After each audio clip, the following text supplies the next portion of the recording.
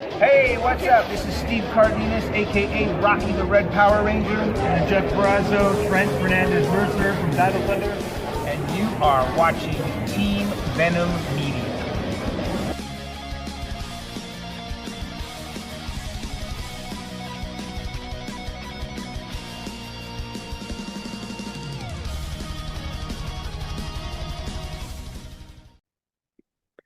Hello, everybody, and welcome to a brand new episode of Team Venom's Power Ranger podcast. It's been a long time since we last did one, so we're starting it as a fresh season. Then joining me this week is the OG from the first episode of the last season, Paul Baker. How's it going, Paul? What's up, man? Back in the saddle again. Yeah. Indeed, and joining us is our new co-host, and it is Juliet Felix Ortiz. How's it going, man? Everything is good. Everything is good, man. I'm glad to be joining you guys today. It's a beautiful Sunday. Nothing but blessed. Cool. The first thing we're going to chat about, the main thing we're going to chat about is the 30th anniversary of the Power Rangers franchise and the 30th anniversary special that they're going to be doing on Netflix. So, firstly, the first thing I want to throw to you guys is, can you, either of you, actually believe that it's been 30 years since we all first watched this show? No. Hell no. I was 11 when it came out. I'm showing my age. Wait, no. 12. Wait, no. 11. I'm 6, so my math is way off. So, yeah. It was, oh my God, I can't believe it's been that long. We're old, Yeah. Ace. Yeah, I'm not gonna, unlike Paul, I'm not gonna say how old I am. I know he's older than me for a fact, Yeah. but it doesn't feel like 30 years have just passed us on like this, man. It's ridiculous. And it's still going strong. Still going strong. It's going that strong that that Netflix have felt the need to do this 1 hour special that we've got coming up, which looks very, very promising. I mean, have you both seen the little teaser video that they've done? I definitely have. Definitely. So And I hope everybody shows their support. And then as soon as that episode drops, everybody needs to go watch it. Because that's the only way we're gonna get an hour full episodes of Power Ranger. God willing.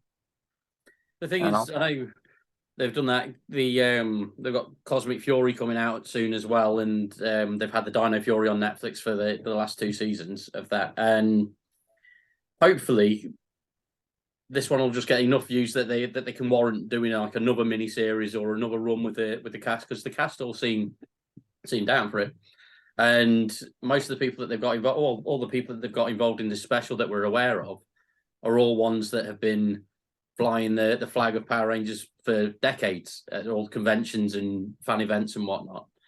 So I really hope that everyone, like you say, like everyone just sort of shows their support, and we end up getting more. So. See, the biggest problem we're gonna have is, we got like all 3 of us were like diehards, right? Yeah. But you got those guys that no matter what they give you on that hour episode, they're gonna shit all over it. Oh, you should have done this. You should have done that. You should have brought this person in. You should have brought that person in. Like, come on, guys, just enjoy it for what it is. Yeah. I mean, to that, I had an online argument with someone in one of the many social media groups that I'm a part of, where someone was complaining because they were saying, "Oh yeah, it doesn't feel like Mighty Morphin." I was like, "Well, they've got like 7 of the 11 Rangers in there." Yeah, to be fair, there was 11 different Rangers over the course of that, and we've got 7 of them in one special. I know there's like certain omissions, like Austin St. John, and whilst it would have been cool to see Jason back there, the sole reason they haven't approached him is because of all his legal problems that he had last year. And you can see why Hasbro would distance themselves from him amidst that, because it was the embezzlement and such, or something along those lines that he was supposedly involved with. And then obviously JDF was doing his Legend of the White Dragon film at the time as well. And I think Amy Jo Johnson had come out and said that they didn't offer her enough, but she didn't turn them down, but they didn't offer her enough to match what she wanted for the project. And so they have spoken to Amy Jo, but people are still hating that she's not in it. And then let's say Austin St. John, they couldn't really do anything with, and JDF had decided that he was going to retire from doing the Power Ranger stuff as of last year anyway. So it is what it is. They've got everyone back that they could get back. So. I mean, it would have been great to see 011. You know, Yeah. After 30 years, it would have been amazing to see 011 Rangers back, especially the original Mighty Morphin team. Yeah. I think if I want to say Netflix is following the whole MCU formula, which they like to do, I think there's a lot of things there on the wrap that we have to just tune in to watch. Yeah. That's the only way we're gonna see. I truly don't think they're gonna be the only Rangers popping up.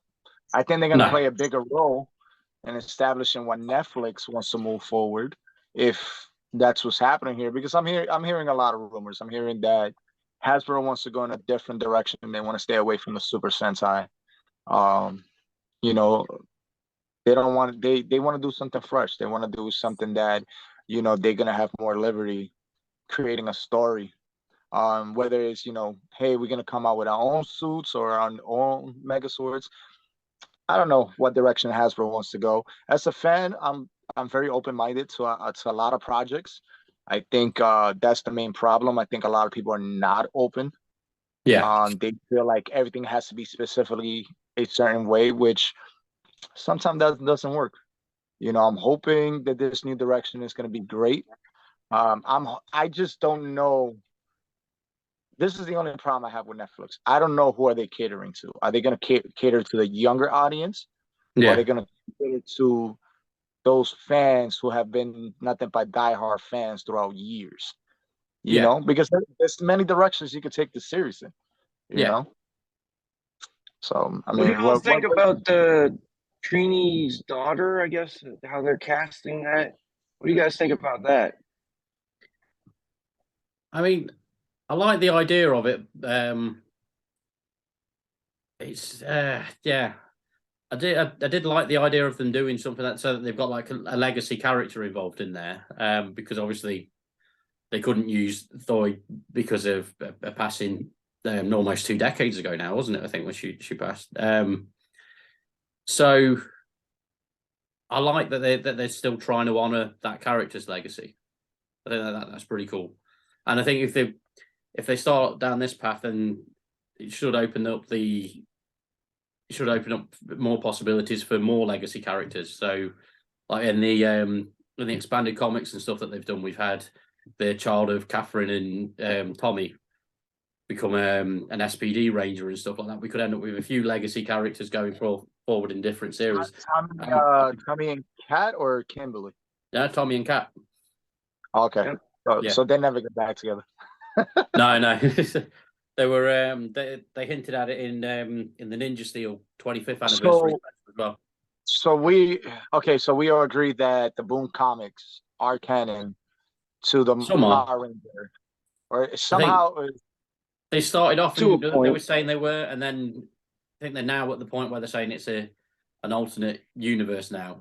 But the first like 10 volumes would say I was reading a few of them recently where, because I didn't get them all as they came out, I've gotten a handful of them, and I just sort of pick them up as and when I see them. They're so expensive now. Yeah, they're so expensive now.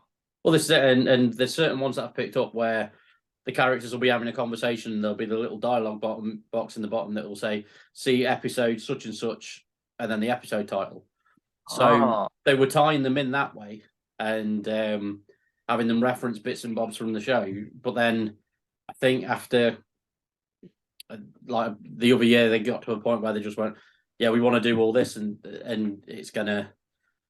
We're sort of limited if we're only tying into the show, and so like now they've got they had a second Green Ranger in the comics and stuff as well, so they got the White Ranger and Green Ranger.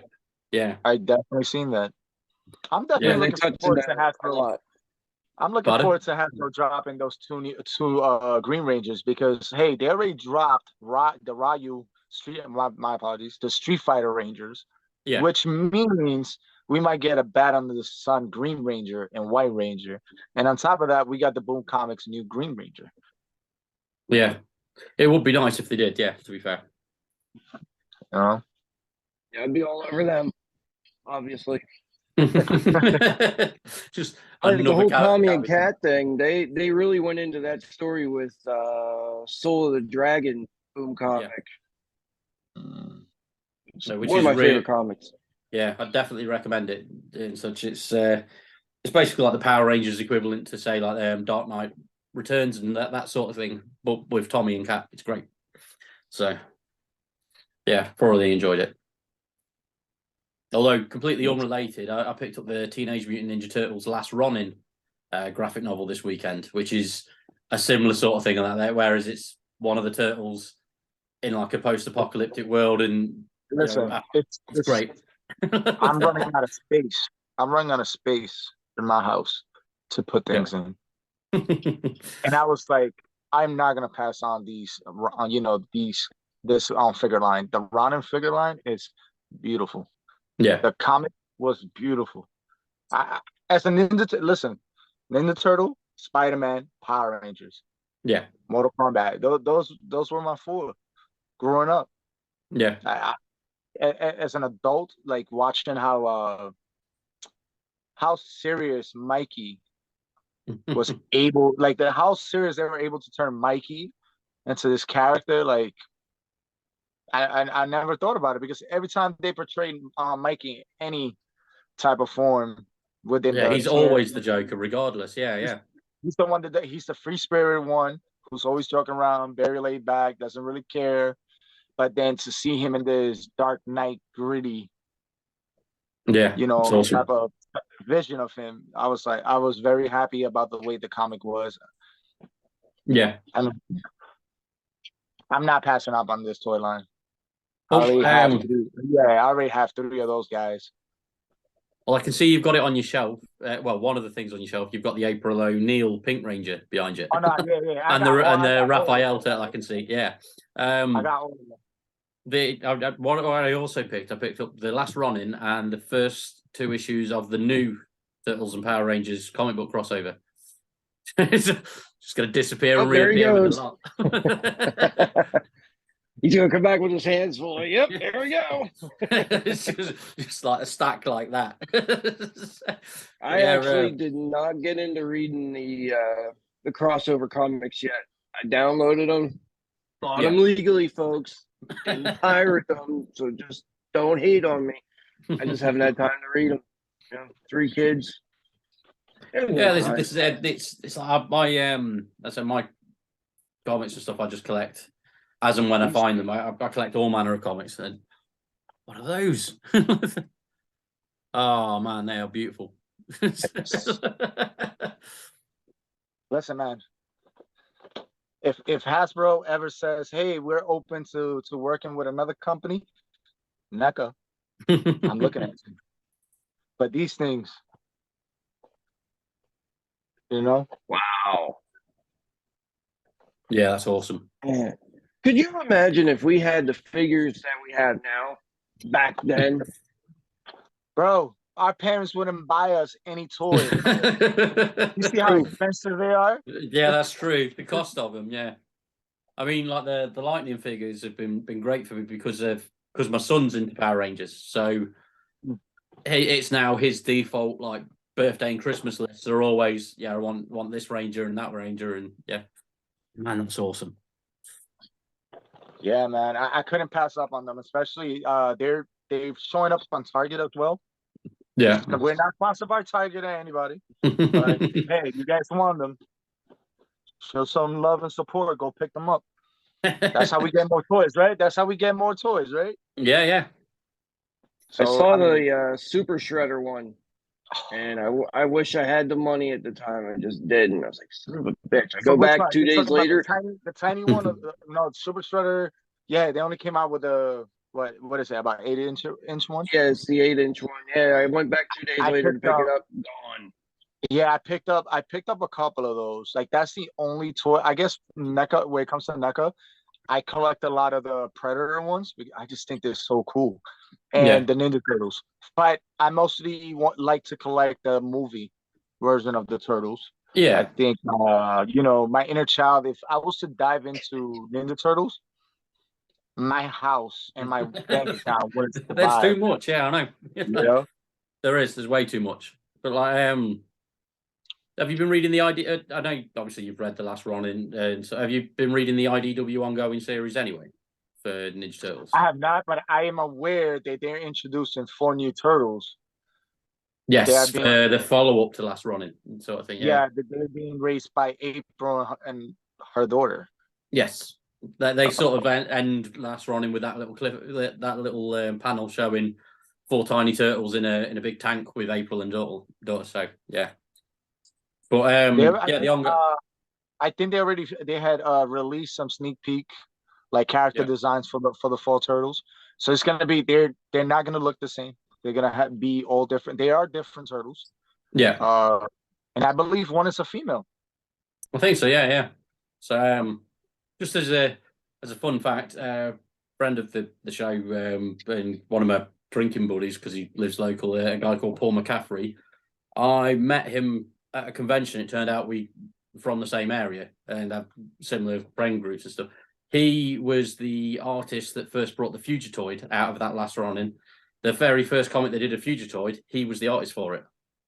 Oh, so, nice. Like, yeah, and he lives a stone's throw away from me. And he's my just as I say, drinking buddy. I might have to drag him. We might have to start up a Turtles podcast just to drag him on it. So, but, we may have to switch. We might have to switch the name of the podcast to do general things. It's just it's already devolved into like just all manner of pop culture within like 10 minutes. Yeah, we started with talking about the 30th anniversary episode. Yeah, so and then so we Power kind of pushed over it. Yeah. But, perfect. So yeah, back to Power Rangers. So that was a little commercial. Go buy the turtle figures. Yes, definitely. Well, Hasbro knows how to get people's wallets because they went from $17.99 for Lightning figures. Now they're $27. Like, well, they've done buying them.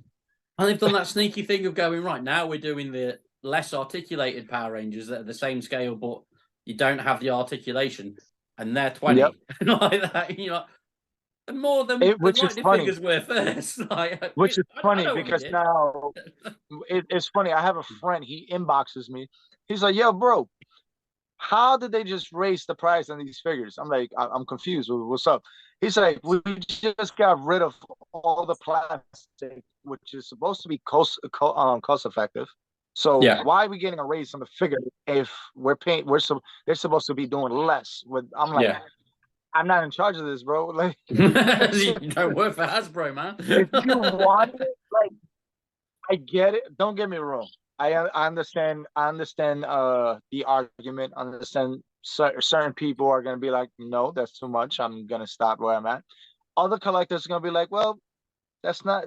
I'll go get it. It's what I want. But at the end of the day, it goes like this: if you want it that bad, you're gonna pay whatever it is. Yeah, exactly. I seen figures. I think at one point, I think the Yellow Ranger was like $100. Yeah. The Trini Mighty Morphin Yellow Ranger was $100, and now Billy had jumped up to like $250. Yeah, over and here it's about £175. Yeah, and my lad. Don't worry about it, man. Just send me. Listen, bro. Just send me your list. We'll take care of your stuff so like that you don't have to go crazy. Just that's what people do nowadays. They just price gouge on the shelf behind me. There he is. 2 seconds. Rory disappeared. There's a big expensive Billy.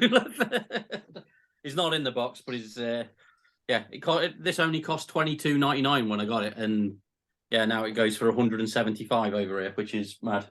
Go on there. No, the crazy part about it, and people are gonna get upset. I have 4 of them in the box. Nice.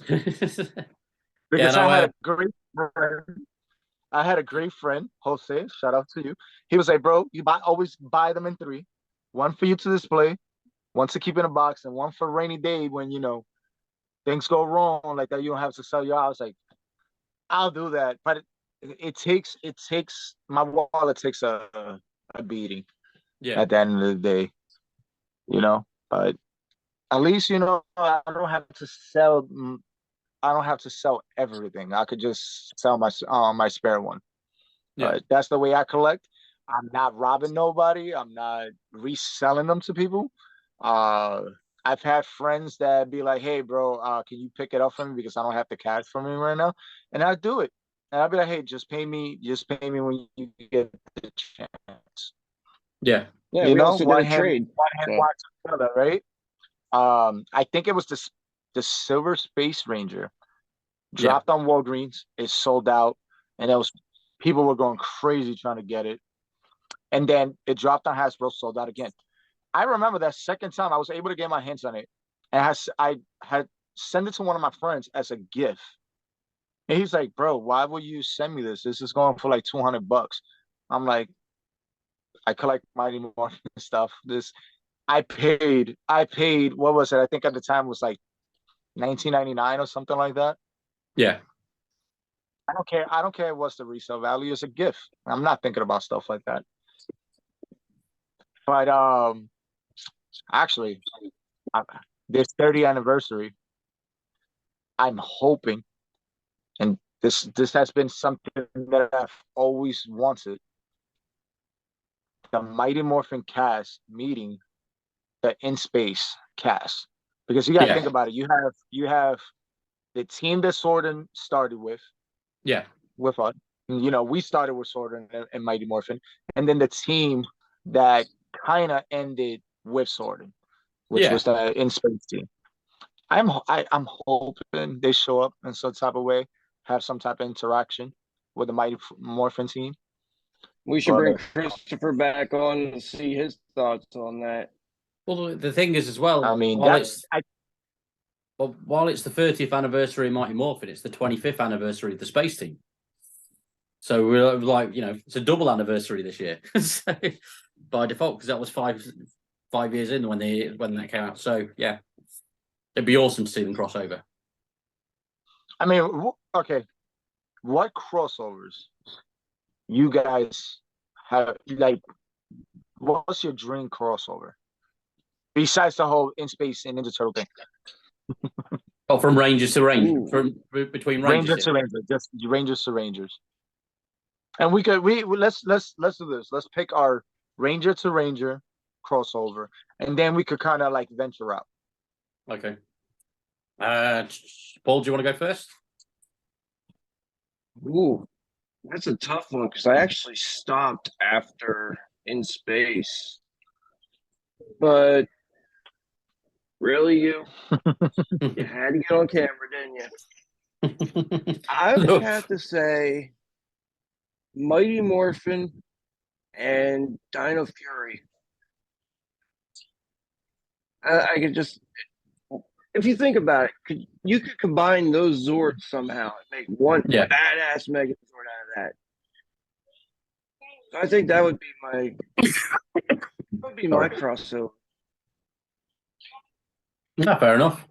I mean, to be fair, that's a lot more realistic. What with Dino Fury having Lord Zed returning there, so don't even get me started on that joke. I know. Why? But we have got Lord Zed as what's so bad about it? The voice. All right, well, we already know the original character. He passed away. The costume wasn't even close. Mm-hmm. He looked like he was sitting on his ass drinking beer and just stop working out. The voice, the cheesiness. Yeah. He's supposedly one of the masters of all evil. How the hell did somebody get him to wear a collar? Yeah. So what? Okay, hold on.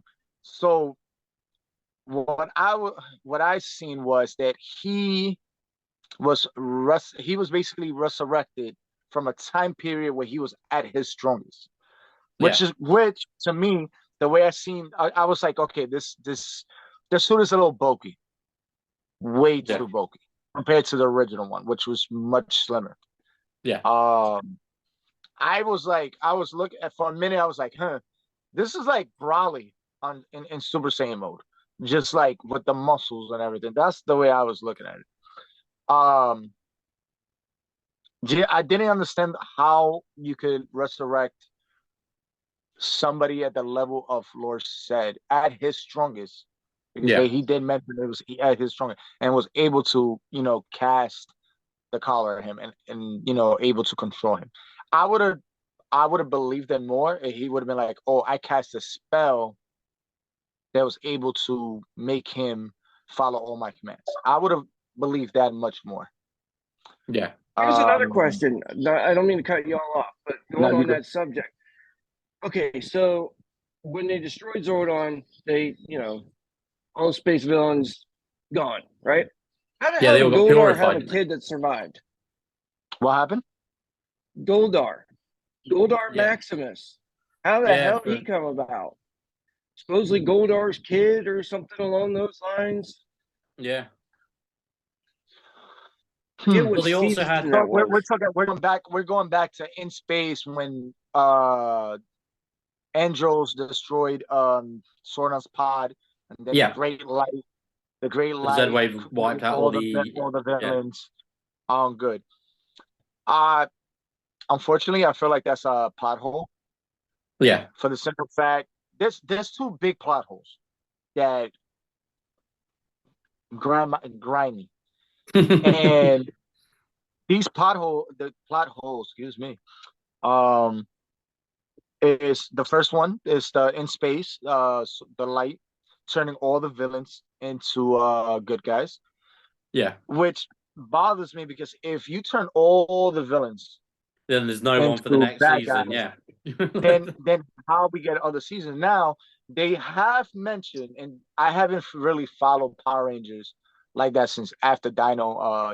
I think it's either Ninja Storm or Dino Thunder. I didn't really follow them after that. I think Mystic Force killed it for me. I was like, I'm not watching this.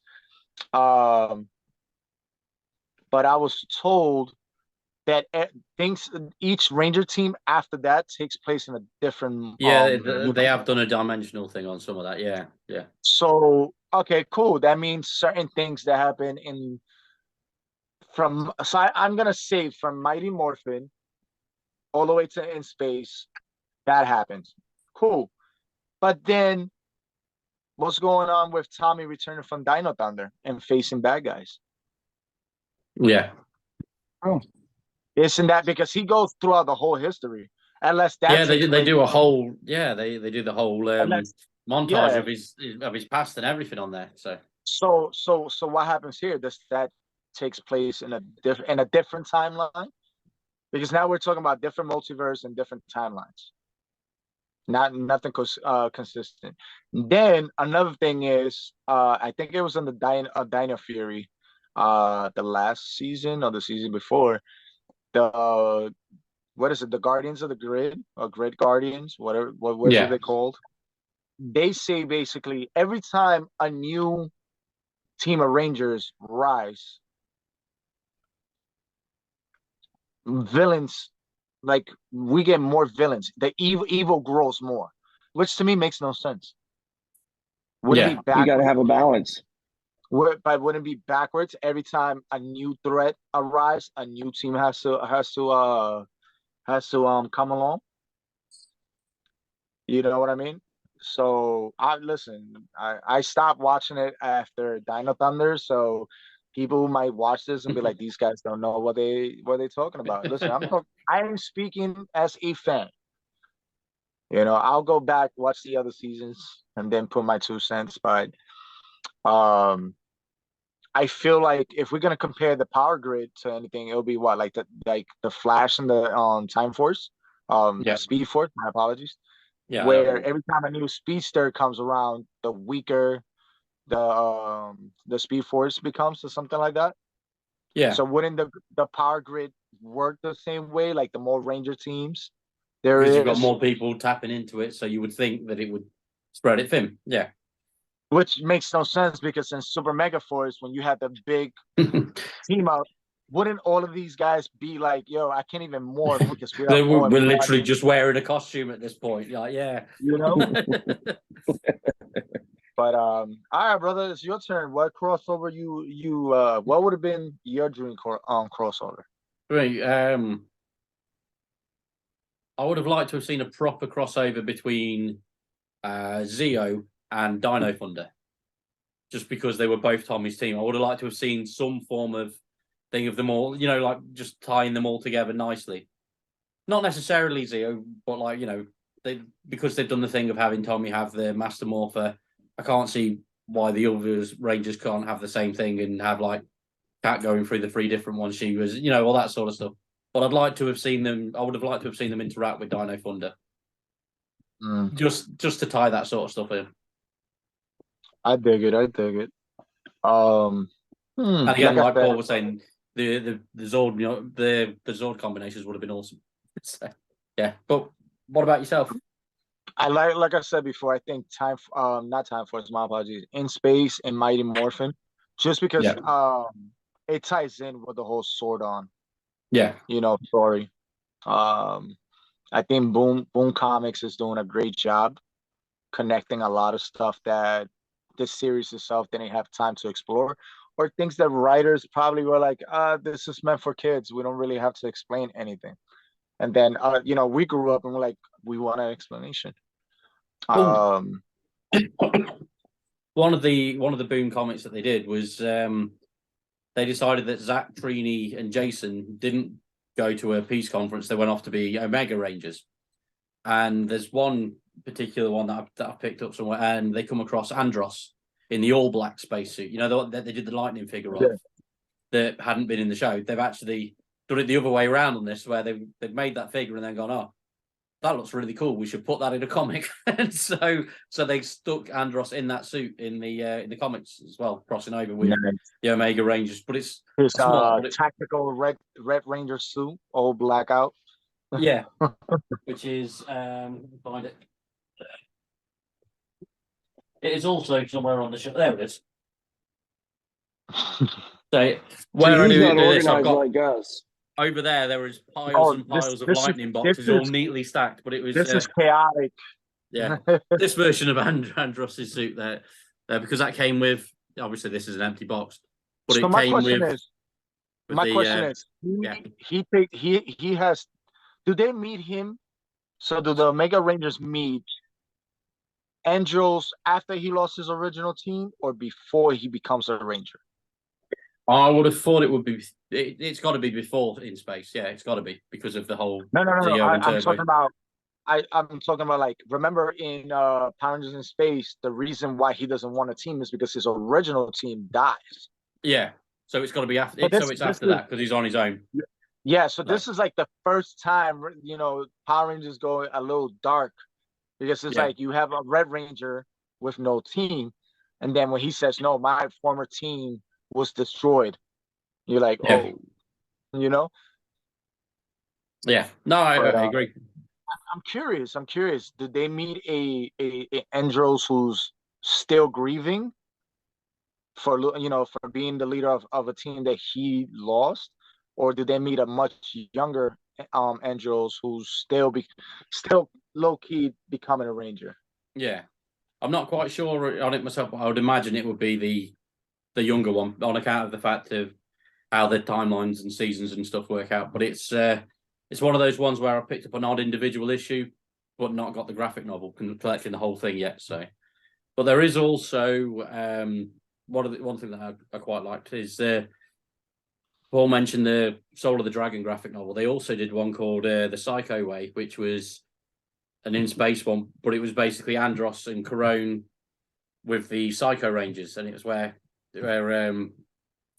actually the former astronomer was trying to rehabilitate them all, and that's pretty good. That's definitely worth a read if ever you see that. And that ends with the Psycho Rangers as an actual force for good at the end, which is strange to see. Yeah, I haven't seen that one. So yeah, no, it's called the switch the uniforms? Do they switch the costumes at the end, or no? Stay as Psycho Ranger costumes. Still got that power and such. But it's because they have the thing of them having like the data chip things in the series, so that they can be restored. Because I know in the Super Sentai they're supposed to be like the virus Rangers. So for the international one, they sort of had it so that they could just be backed up and reappear and stuff. Well, in this, that element's gone. So because they're now faced with mortality and everything, they have astronomer trying to rehabilitate them and show them a better way, sort of thing. So it's pretty cool. Definitely worth a read. and stuff. Nah, But yeah, so we are fastly approaching the time limit that we set out for these episodes already, and it just feels like we've just had a really, really good natter about that stuff without staying on our intended subject. But it's been awesome. Thank you both very much for this week. Thank you to everyone that's watching or listening. You'll be able to find this on Spotify, iTunes, YouTube. So if you're watching on one of those platforms, great. And if you're on a different platform, please let us know what platform you're using so that we can tailor our episodes more towards that. But yeah, thanks everyone. I'll catch you all. Well, we'll catch you all next week. See you.